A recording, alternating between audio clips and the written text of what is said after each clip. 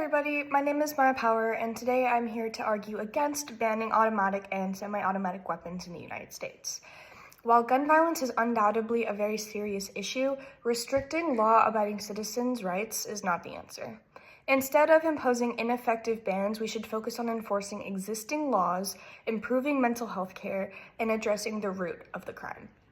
First and foremost, the Second Amendment of the United States Constitution guarantees the right to bear arms. This right is not only about self-defense, but it's also about ensuring public safety, deterring crime, and protecting citizens from government overreach. The Supreme Court has repetitively upheld this right, affirming that individuals have the right to bear arms for lawful purposes. Semi-automatic firearms are among the most commonly used for self-defense, hunting, and sport shooting. Millions of Americans legally own these weapons and use them responsibly. A ban would punish those citizens while doing little to deter actual criminals who do not usually obtain their guns through legal channels. The Bureau of Justice Statistics says that in 2016, more than half of the criminals in prison, which is about 287,400 prisoners, had possessed guns and had either stolen it, found it at the scene of the crime, or obtained it off the street through an underground market.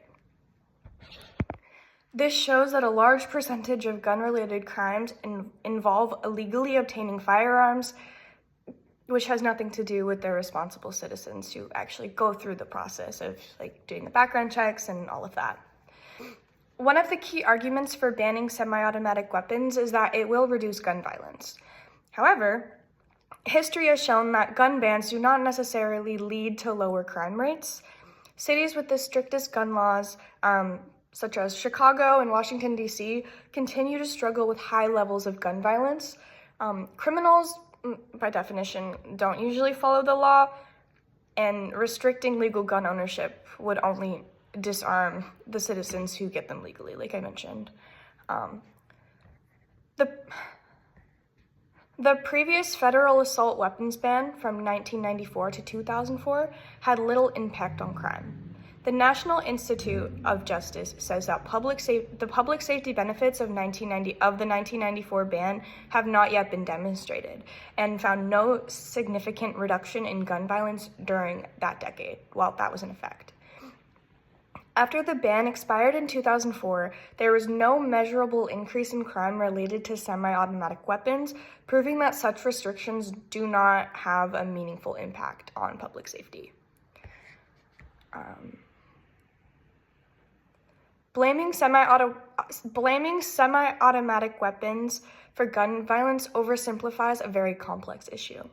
These firearms do not cause the vast majority of gun-related deaths in the United States. According to the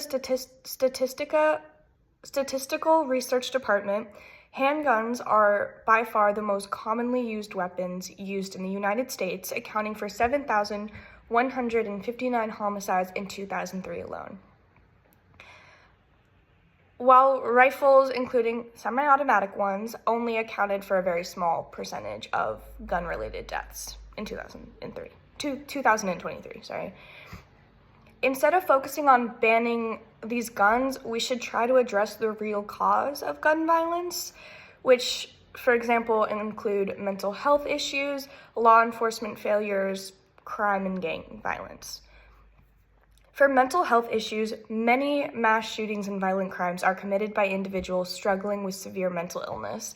Expanding access to mental health care, increasing early intervention programs, and improving support systems can help prevent these tragedies. In the past of mass shootings, law enforcement had prior knowledge of the shooters' concerning behaviors but failed to intervene.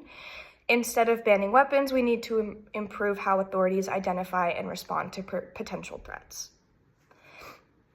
For example, there have been a lot of school shootings in the United States where police were aware that something might happen or that somebody was talking about it, and yet either didn't take it seriously or didn't think the student would follow through or whatever, and just simply did not step in. And there have been many cases where if they had stepped in, most likely it would have saved lives. I also wanted to talk about how we should do background check enhancements, and strengthening background checks without infringing on the Second Amendment rights, as I mentioned, can help keep guns out of the hands of dangerous individuals. We also should crack down on targeting illegal gun trafficking. Instead of punishing responsible gun owners, we should try and focus on how guns are being illegally distributed throughout the U.S. and over the border into the U.S. While reducing gun violence is an important goal, banning automatic and semi-automatic weapons is not the solution. This ban would infringe upon constitutional rights, fail to stop criminals, and ignore the real causes of violence in America.